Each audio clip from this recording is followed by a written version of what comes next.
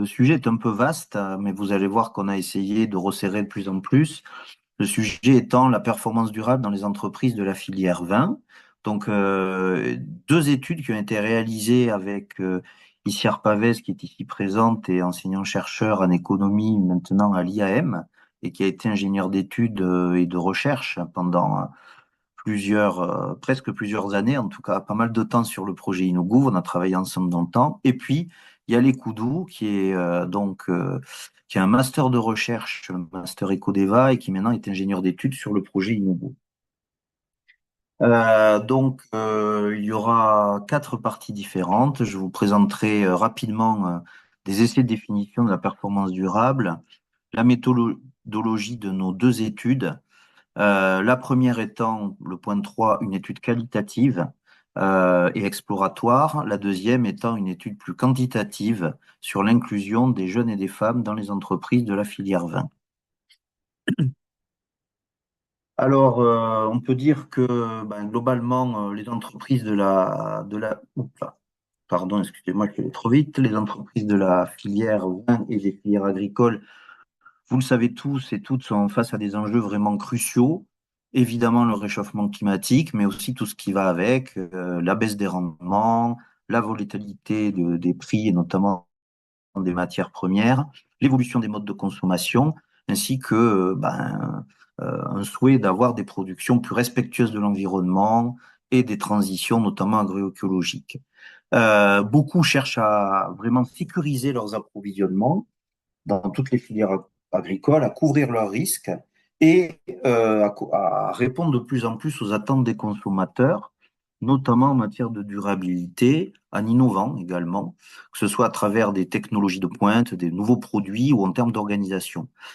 Et donc, les entreprises de la filière vin sont concernées évidemment par ces évolutions et ces enjeux. Elles s'orientent vers des modes de gouvernance souvent plus responsables, on en parlera, vers des démarches aussi à caractère plus durable qui correspondent aux attentes de certains marchés, mais aussi qui sont en lien avec le cadre réglementaire de plus en plus important en la matière, notamment la directive CSRD au niveau de l'Union européenne, qui va progressivement obliger les entreprises, quel que soit leur secteur d'activité et leur taille, à faire du reporting de durabilité chaque année. Donc, nous sommes saisis de différentes questions de recherche en la matière. La première étant de voir un petit peu quelles sont les caractéristiques de manière exploratoire de cette performance durable dans les entreprises de la filière vin qui sont engagées déjà dans des démarches de qualité. Alors, démarches de qualité qui peuvent concerner évidemment les signes officiels de qualité, les IGP, les AOP, mais aussi des démarches de qualité autres. Alors, vous voyez deux logos qui apparaissent, la chaire Infact, parce que c'est une chaire à laquelle j'appartiens, et donc c'est bien d'avoir des échanges qui concernent la qualité dans les territoires et les innovations avec les signes officiels de qualité. Et ces deux études ont été faites en lien avec la chaire Infact et financées par cette chaire. Et puis, une partie aussi de ces travaux, surtout les seconds, sont financés par l'Agence nationale de la recherche à travers le projet InnoGouv que je pilote, qui concerne les coopératives vinicoles, leur gouvernance, innovation et durabilité. Donc, la première question est exploratoire. La deuxième concerne en fait la différence entre les types d'entreprises en matière d'inclusion des femmes et des jeunes. Est-ce qu'il y a des différences dans la filière vin? Et aussi, quels peuvent être les liens entre cette inclusion, cette implication des jeunes et des femmes dans la gouvernance ou dans le management et la performance durable de ces entreprises quand elles sont engagées dans des démarches de qualité. Donc, quelques éléments d'essai de définition de la performance durable et d'abord plus généralement de la durabilité. Vous connaissez tous, j'enfonce des portes ouvertes, mais le rapport Brundtland de 87 qui a ouvert la thématique du développement durable à travers ce rapport livré à l'ONU et donc une définition qui allie des dimensions environnementales, sociales et économiques. Mais certains, c'est pour ça que j'ai mis un deuxième schéma, prônent ou disent que finalement la durabilité devrait être quelque chose de beaucoup plus important, beaucoup plus fort, de beaucoup plus marqué, dans lequel l'environnement engloberait tout, les aspects sociaux et économiques. Et finalement, ces trois dimensions seraient complètement imbriquées et pas du tout forcément uniquement en point d'intersection.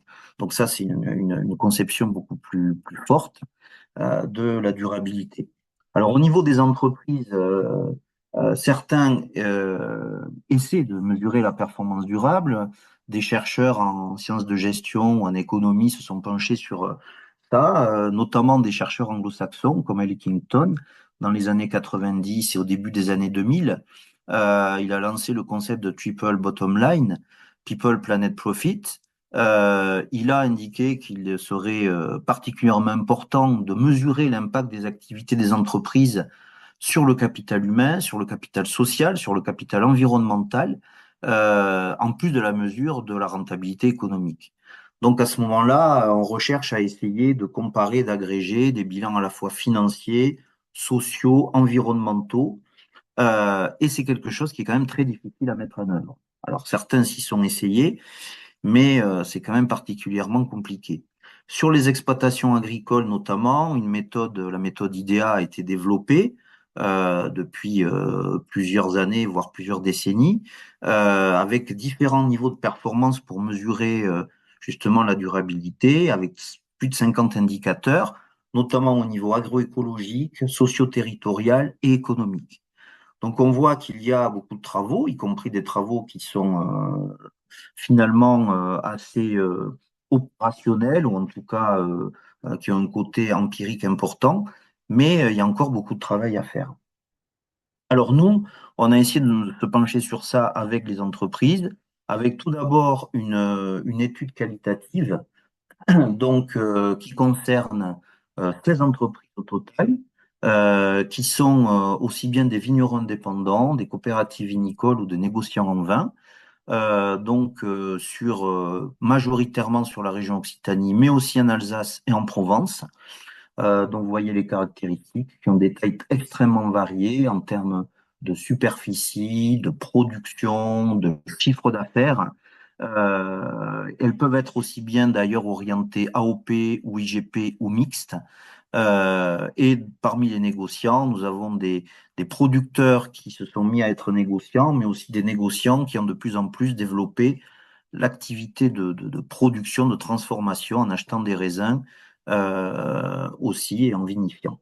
Donc c'est un panel assez varié, c'est ce qu'on a recherché à travers cette première étude qui a été effectuée jusqu'en 2022, entre 2020 et 2022, qui a concerné 24 personnes, donc parfois deux par entreprise, surtout pour les coopératives, on a interviewé en général les présidents et les directeurs, enfin le président et le directeur, une durée assez importante, entretien exploratoire, plus de 20 heures d'enregistrement, et retranscrit, sauf pour deux entreprises qui n'ont pas voulu être enregistrées.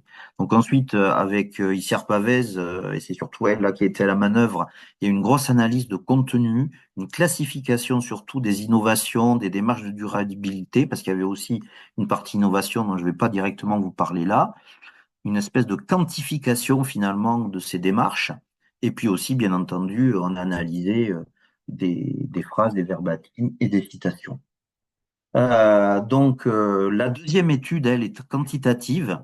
Elle concerne un peu plus de 1000 entreprises vitivinicoles. Pourquoi? Parce que ça va concerner toutes les coopératives vitivinicoles en France et tous les négociants en vin que nous avons identifiés. Donc, ça fait un nombre très, très conséquent. On va voir comment on a procédé. Une base de données originale aussi. Nous avons extrait des données économiques et financières de la base de données Diane, qui est une base payante, mais aussi enfin, donc ça c'est Yale Koudou, qui est allé surtout, on va dire, vérifier, collecter l'information sur chaque site internet d'entreprise en matière de signes de qualité, de signes de durabilité, et aussi finalement de démarches à caractère responsable qu'on a appelé signes de type social. Donc vous voyez ici à droite tout ce qui a été identifié.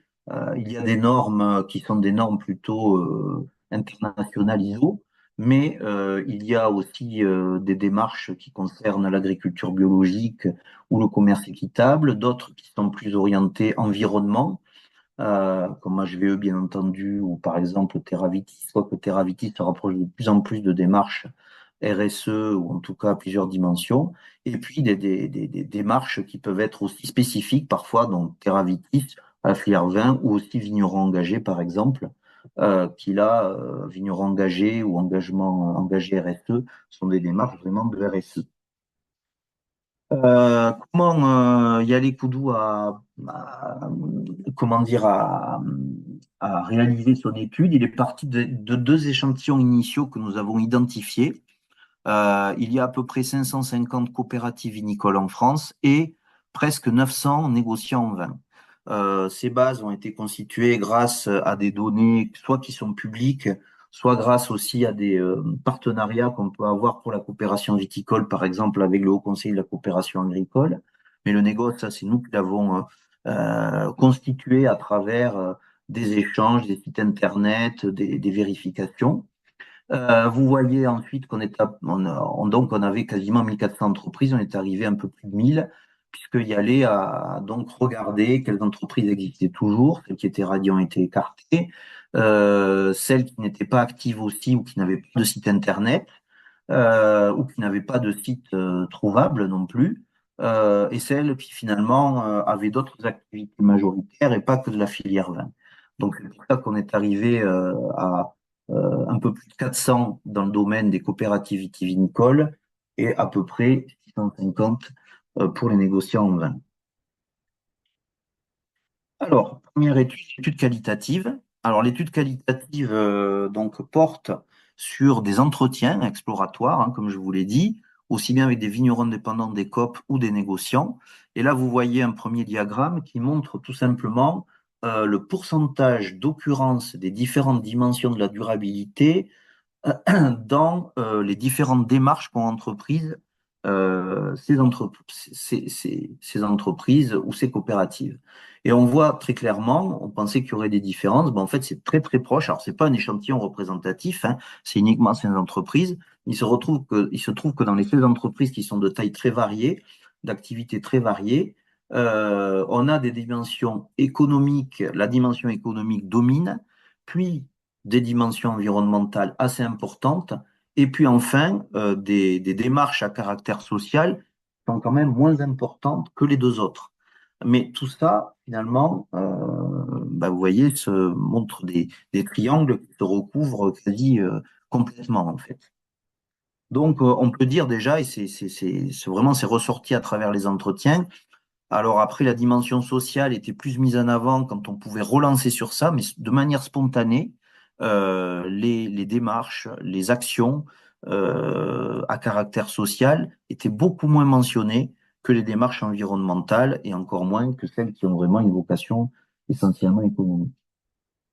Ensuite, quand on regarde les démarches de durabilité qui sont par toutes ces entreprises, de manière générale ici, on voit que, alors ce qu'on appelait les standards, ce sont tous les signes dont je vous ai parlé au départ, les démarches qui peuvent être certifiées, qui peuvent être publiques ou privées, mais qui sont des standards.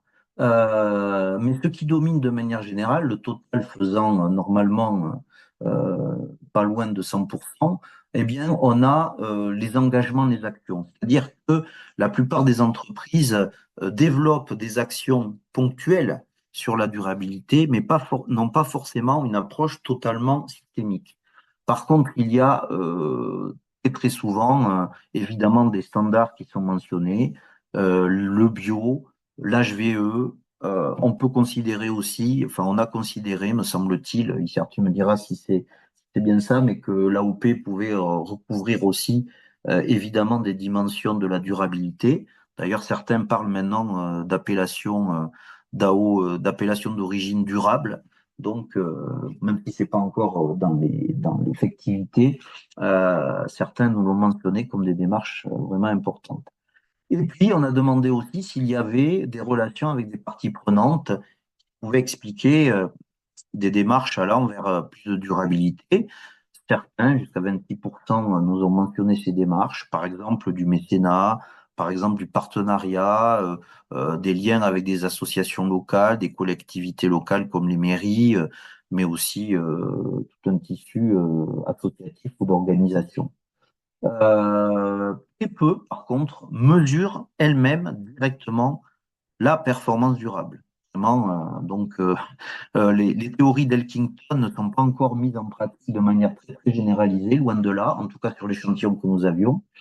Et puis pour les incitations financières, là, ça pouvait concerner un peu plus les coopératives. Est-ce que, par exemple, par rapport à leurs adhérents, elles mettent en place des incitations pour développer des démarches respectueuses de l'environnement ou à caractère social? Et là, c'est encore moins.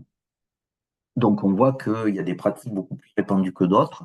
Si on regarde ensuite la différence selon les types d'entreprises, vignerons indépendants, coopératives ou négociants, coopératives en rouge, les vignerons indépendants en bleu, les négociants en vert, on voit que les standards sont utilisés très majoritairement. Chaque entreprise utilise au moins un ou deux signes de qualité ou standards, voilà, dans tout ce que je vous ai décrit tout à l'heure, surtout dans la filière vin où les AOP et les IVP sont très présentes, mais aussi évidemment, par exemple, le bio ou la biodynamie chez certains. Les engagements vers des actions sont beaucoup plus proportionnellement développés dans l'échantillon que nous avions chez les vignerons indépendants que par exemple chez les négociants, mais bon, c'est pas représentatif. Et par contre, il y avait une tendance à ce que les coopératives aient plus d'incitation financière. Ben là, c'était lié à la relation avec les adhérents. Et les négociants avaient une tendance à essayer de mesurer un peu plus la performance durable. En tout cas, certains d'entre eux qui ont mis en place en fait des démarches beaucoup plus globales et des référentiels propres finalement à leur entreprise pour mesurer par exemple les dépenses d'énergie, etc. Ensuite, quand on parle de verbatim, on parle aussi des standards, des référentiels de durabilité, la HVE, vigneron engagé, le bio. Certains nous ont cité le vin, les vins nature, mais aussi d'autres, des démarches RSE, par exemple, ça c'est un peu plus original, comme les entreprises à mission, qu'il n'y en a pas beaucoup dans le secteur du vin.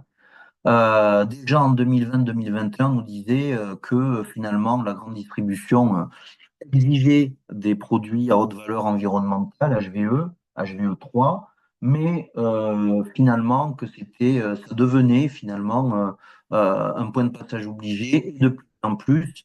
Alors après, c'est tombé du fait des problèmes en fait d'inflation, mais on exigeait de plus en plus de bio et certains nous disaient, mais attention, on va finir par fournir des marques de distributeurs bio et on n'arrivera plus à valoriser. Donc ça, c'était déjà une problématique qui arrivait.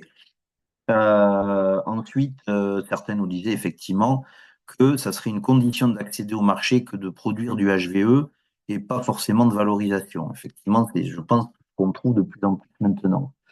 Alors, c'est pas représentatif de tous les entretiens, mais certains nous ont dit, bon, certains référentiels sont intéressants, comme vigneron engagé, mais ce qu'il nous faudrait, c'est un standard beaucoup plus international et reconnaissable.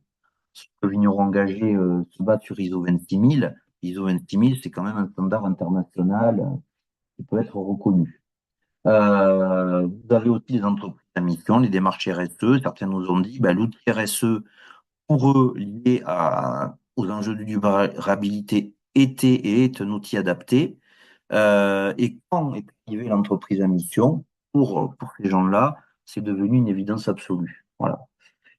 D'autres aussi nous ont cité les vins nature. Voilà. Mais bon, certains l'ont cité positivement, d'autres beaucoup plus négativement. C'est un peu compliqué, même si maintenant je crois qu'il existe un cahier des charges un peu plus précis. Je vais pas tout vous détailler, mais il y a des freins qui sont apparus à la durabilité, aux démarches de durabilité. Un frein important, des freins importants liés au marché ou à la société. Les marchés, par exemple, si on utilise des cépages plus résistants, mais maintenant qui ne sont pas connus par les consommateurs, comme le floréal par exemple, ben, ça ne parle pas. Et donc, c'est pas du chardonnay, c'est pas du sauvignon, donc c'est difficile.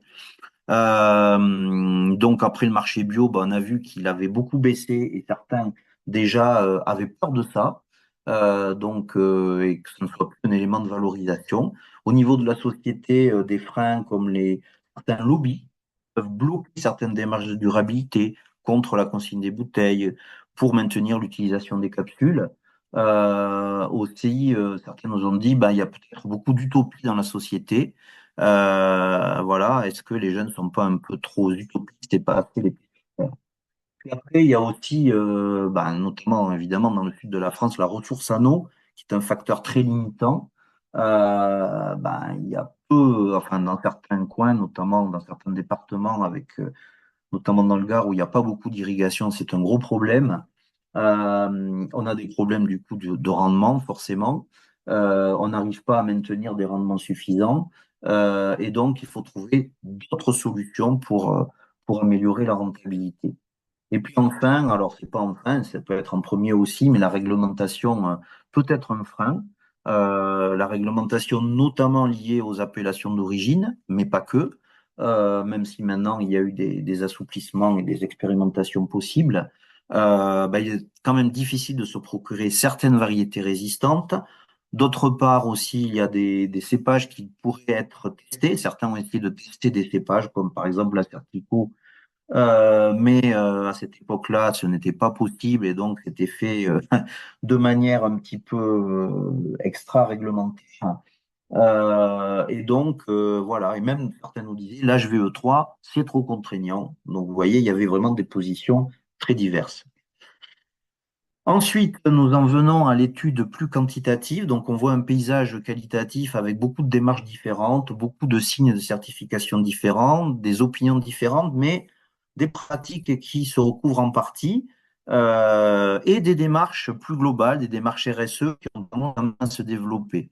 Donc, c'est ce qu'on a voulu aussi essayer à travers le travail de Yale Koudou, de son mémoire de fin d'études de recherche et de ce qui était financé par la Sharing Fact, regarder un petit peu comment les entreprises négociants et coopératives, nous n'avions pas là de vignerons indépendants, pouvaient essayer, ou en tout cas inclure de plus en plus de jeunes, qu'ils soient masculins ou féminins, et de femmes, dans leur structure de gouvernance, donc conseil d'administration, conseil de surveillance, direction ou directoire, mais aussi dans les fonctions de support ou de management, les directions marketing, les directions achats, les directions de production, qualité environnement, hygiène, sécurité, ressources humaines et finances. Donc tout ça, nous avons collecté ces informations à travers la connaissance des entreprises et la base de données Diane. Et Yannick Koudou a fait un travail de rapprochement avec tout ce qu'il a collecté aussi sur les sites Internet en comptabilisant le nombre de signes de qualité, le nombre de signes officiels et de démarches de durabilité qui étaient mis en avant. Nous ne pouvions pas le quantifier en termes de volume, de surface ou de chiffre d'affaires, mais nous l'avions, Yalé les a quantifiés en termes de nombre, euh, donc de déclarations sur les sites Internet. Donc dans un premier temps, l'inclusion des femmes à travers les données que nous avons sur les conseils d'administration, les directions, le management et la gouvernance de ces entreprises. On peut voir que dans les coopératives qui sont renseignées, il y a à peu près 15% dans les organes de gouvernance et de management qui concernent des femmes, mais 85% qui sont occupés des postes des hommes. Alors que dans les entreprises de négoce, il y a quasiment, on peut dire, oui, même c'est tout à fait ça, deux fois plus en proportion de femmes, 33%, contre 67% d'hommes. Donc là, on voit que, en tout cas, avec les données existantes, même si elles sont imparfaites, hein, étant donné que ce sont des données déclaratives qui ne concernent pas forcément tous les membres d'un conseil d'administration ou tous les membres d'un directoire. En tout cas, toute chose étant égale par ailleurs, il y a en proportion plus de femmes dans les structures de management et de gouvernance des entreprises de négoce que des coopératives. Alors ensuite, si on va un peu plus loin, on peut voir aussi où se trouvent par exemple, ces femmes dans les structures de gouvernance, est-ce que c'est dans le conseil d'administration, dans les conseils de surveillance ou dans les directoires. On peut dire que de manière générale, les femmes occupent quasiment un quart des postes de gouvernance dans les entreprises de négoce, dans des postes de gouvernance, hein, alors que dans les coopératives, ce taux est à peine supérieur à 10%. Donc voilà. Et vous voyez la différence entre les coopératives et les négociants, hein, que ce soit, alors bon, toutes les structures n'ont pas des conseils de surveillance, mais la plupart des entreprises ont quand même des conseils d'administration. Ça, c'est un pourcentage. On voit que bah voilà, les femmes occupent 11% des postes en conseil d'administration dans les COP et 18% chez les négociants, 6% dans les conseils de surveillance des coopératives et 33%, donc un tiers chez les négociants, etc. Et aussi les directions générales. Alors même si ce sont des postes qui se féminisent, ça c'est intéressant, on est quand même pas loin des 20% à chaque fois, 17% dans les COP et 28% chez les négociants. Mais bon, il y a encore des progrès à faire. Donc, on peut dire aussi que dans les fonctions support, au-delà des fonctions de gouvernance qui sont décrites ici, bien finalement, 40% de ces postes sont occupés par des femmes dans le négoce, mais aussi plus finalement dans les entreprises coopératives, c'est plus de 40%, c'est 42%. Donc, enfin, on est à peu près à égalité, légèrement un peu plus dans les COP. Donc, dans les instances de gouvernance, ce sont plutôt les entreprises de négoce qui ont plus de femmes dans ces instances, mais par contre, dans les fonctions support, les postes de management, proportionnellement, il y a un petit peu plus de femmes. Très certainement dans les postes, alors on voit de plus en plus dans les postes techniques vignobles, par exemple, mais aussi dans les postes de management de la qualité, dans certains postes de production ou dans les postes de qualité, sécurité, environnement et développement durable. Ensuite, on a regardé l'inclusion des jeunes, alors là, quel que soit leur genre.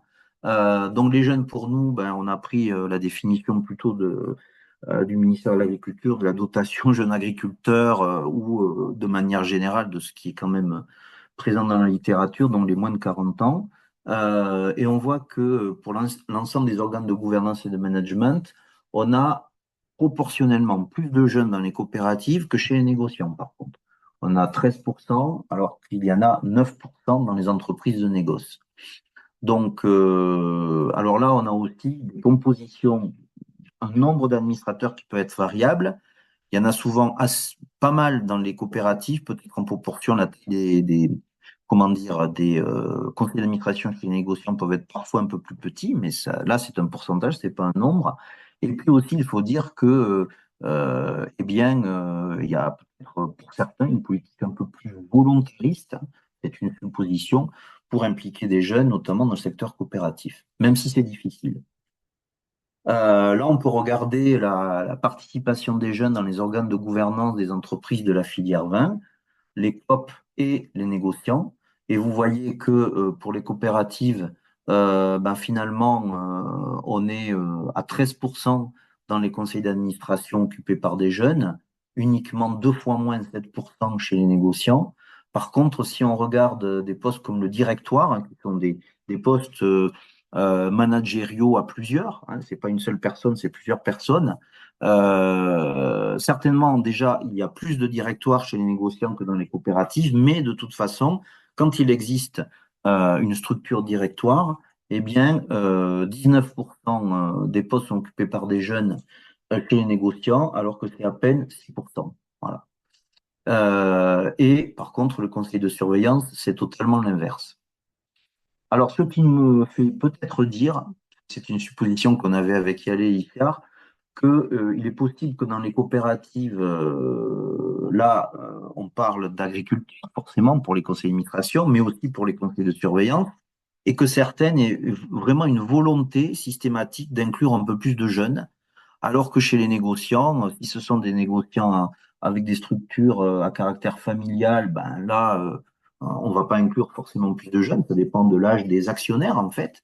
Et puis, ce sont des structures plus importantes, certaines qui peuvent aussi avoir, qui ont participé, qui pouvaient avoir un actionnariat assez large. Là, il est difficile de choisir l'âge des administrateurs, enfin en tout cas directement, ou des membres du conseil de surveillance. Voilà. Donc voilà ce qu'on peut dire sur ces éléments par rapport à l'implication des jeunes et l'inclusion. Enfin, on a essayé, c'est Gallet qui a été aux commandes là, de voir un petit peu au niveau statistique économétrique si la présence des jeunes et des femmes pouvait avoir une influence, ou en tout cas être associée, une influence c'est peut-être beaucoup dire, mais être associée à plus de signes de qualité, plus de signes de durabilité, ou on est allé aussi jusqu'à la mesure de la performance financière à travers les l'EBITDA. Donc là, c'est quantitatif pour les l'EBITDA. Pour le reste, c'est un nombre de démarches en fait. Et donc, on peut voir que l'inclusion, alors vous avez la partie femme ici, ce qui est vert montre normalement un effet positif, en tout cas une association positive, ce qui est rouge montre un effet négatif, et ce qui est en grisé, ben, aucun effet, pas d'effet significatif. Donc on voit que finalement l'inclusion des femmes est souvent associée à une meilleure performance financière et une meilleure durabilité, en tout cas plus de signes de durabilité. Par contre, pour les IGP, c'est associé de manière négative. Donc, les entreprises qui incluent plus de femmes ont moins de production d'IGP. Bon, ben, ça, il n'y a pas forcément un lien de cause à effet. C'est un constat. L'inclusion des jeunes, par contre, on le voit dans les organes de gouvernance, ne paraît pas avoir d'association ou d'influence sur les indicateurs de performance, que ce soit la durabilité ou les aspects plutôt financiers. En ce qui concerne les fonctions support, on voit qu'il y a beaucoup plus de rectangles ou de carrés verts, donc plus d'associations, on va dire, positives, d'effets positifs et plutôt significatifs, notamment les femmes par rapport, dans les fonctions support de management, sont associées avec de nouveaux signes de qualité, mais aussi, par exemple, les IGP, mais aussi certains autres signes de durabilité, pas d'implication sur les signes, enfin, en tout cas, pardon, sur la performance financière, ni pour les jeunes. Et les jeunes, pareil. Alors là, pareil, enfin, disons, c'est un peu différent. Les AOP sont associés, enfin, là où on a des entreprises qui ont plus de jeunes, on a souvent plus d'AOP en nombre, pas forcément en quantité, puisqu'on n'a pas pu le mesurer. Et on a aussi un peu plus de démarches de durabilité. Voilà. Il y a aussi la taille de l'entreprise qui peut jouer, vous le voyez. Donc la taille mesurée par le chiffre d'affaires qui peut jouer sur le nombre de signes de qualité, de signes de durabilité. Mais là, on n'a pas vu que ça avait une influence directe, en tout cas sur la performance financière. Donc voilà, des effets, des associations qui sont quand même à nuancer, mais qui paraissent quand même intéressants. Donc, en guise de conclusion, on peut dire que la performance durable, ben, c'est difficile à mesurer, c'est complexe, difficile aussi à évaluer, à quantifier. Ça passe de plus en plus par des critères qui sont liés aux critères de la CSRD, donc de plus en plus des critères économiques, sociaux et de gouvernance, ESG, mais aussi des standards, des certifications officielles, et puis donc des démarches RSE qui sont liées aux critères ESG. Les coopératives vitivinicoles semblent davantage favoriser l'inclusion des jeunes, alors que les entreprises de négoce sont plus tournées vers l'inclusion des femmes. Mais bon, c'est encore à vérifier, même s'il y a une grande quantité d'informations. L'implication des femmes dans les organes de gouvernance est souvent associée à un plus grand nombre de signes de qualité, ainsi qu'à une meilleure performance financière.